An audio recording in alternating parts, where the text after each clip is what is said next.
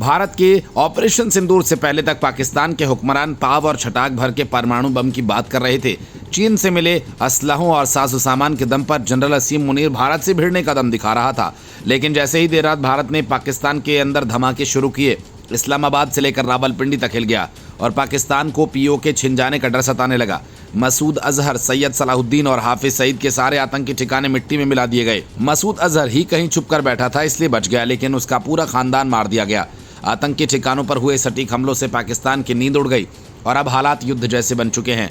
भारत ने 9 आतंकी ठिकानों पर हवाई हमले में कम से कम 90 आतंकियों को मौत की नींद सुला दी और इसके बाद पाकिस्तान में भारतीय सेना का खौफ इस कदर है कि उनके रक्षा मंत्री खुद सामने आकर तनाव खत्म करने की गुहार लगाने लगा।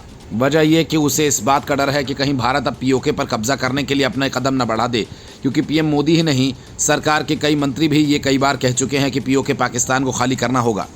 यही वजह है कि अब पाकिस्तान को पीओके की चिंता सताने लगी है। जम्मू कश्मीर से लगी सीमाओं पर पाकिस्तान लगातार भारी गोलीबारी कर रहा है। हालांकि भारतीय सेना पाकिस्तानी गोलीबारी का मुंहतोड़ जवाब दे रही है। भारत के ऑपरेशन सिंदूर के तहत पाकिस्तान और पीओके में 9 आतंकी ठिकानों पर सटीक मिसाइली हमलों के बाद अब पाकिस्तान बैकफुट पर नजर आ रहा है।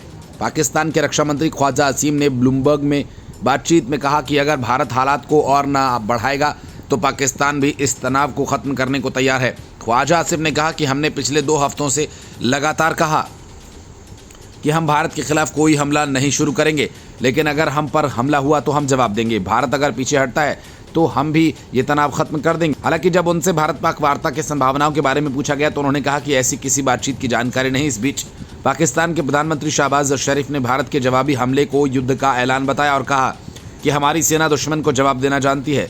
पाकिस्तान इस हरकत का करारा जवाब देगा और दुश्मन को उसके मंसूबों में कभी कामयाब नहीं होने देगा। भारत ने पाकिस्तान और पीओके के आतंकी ठिकानों पर यह जवाबी कार्रवाई 22 अप्रैल को जम्मू कश्मीर के पहलगाम में हुए आतंकी हमले के बाद की, जिसमें 26 निर्दोष लोगों की जान गई थी। भारत द्वारा पहले सिंधु जल संधि को निलंबित करने, अटारी बॉर्डर बंद करने और पाकिस्तान से कूटनीतिक संबंधों में कटौती जैसे सख्त कदम भी उठाए हैं। Bureau report, news of India.